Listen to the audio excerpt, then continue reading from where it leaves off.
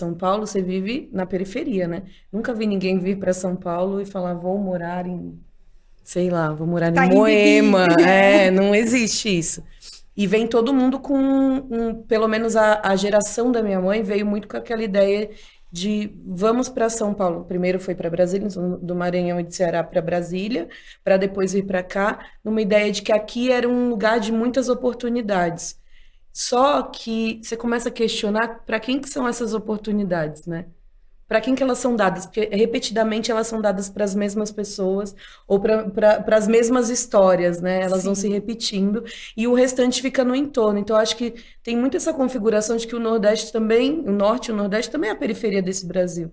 Então, a gente sempre veio da periferia, né? E acho que o grande start, assim, que me fez acordar e que talvez tenha feito o Edson também é a educação. Por isso que a gente trabalha com educação.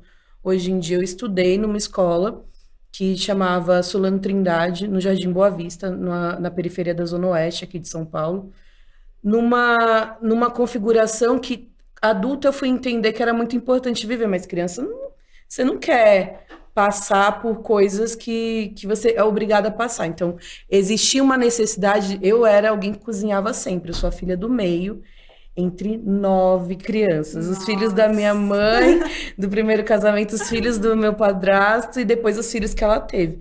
E aí, assim, ou você espera a sua mãe, como o Edson falou, para poder se alimentar, ou você se vira. Eu sempre gostei mais de me virar.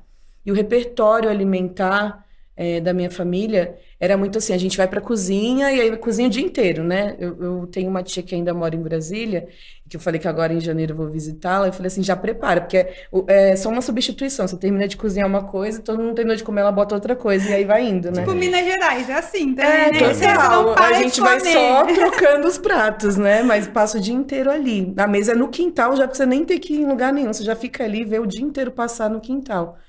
E aí eu tinha essa coisa de já cozinhar desde os 10 anos, mas não com o prazer, muito mais com a questão do poder. Porque quando você sabe cozinhar, mesmo que eu tivesse 10 anos, se eu ficasse brava, eu não cozinhava para ninguém, ninguém comia.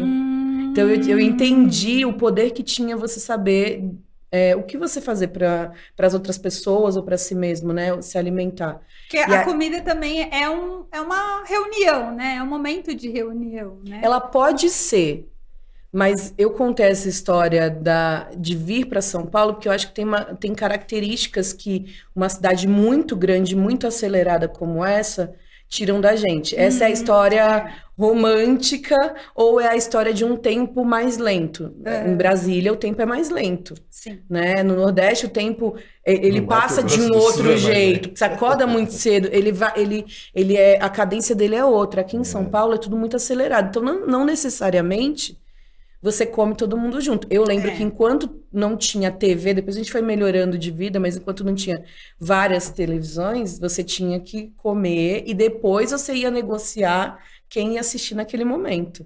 A partir do momento em que isso fica mais acessível, e que bom que fica mais acessível porque as pessoas precisam ter escolhas, o grande lance de você ter uma TV em cada cômodo da casa faz com que as pessoas se alimentem sem nem ver o que está dentro do prato. É. Não é nem que ela não está olhando para outra pessoa, ela só tá botando alguma coisa para dentro.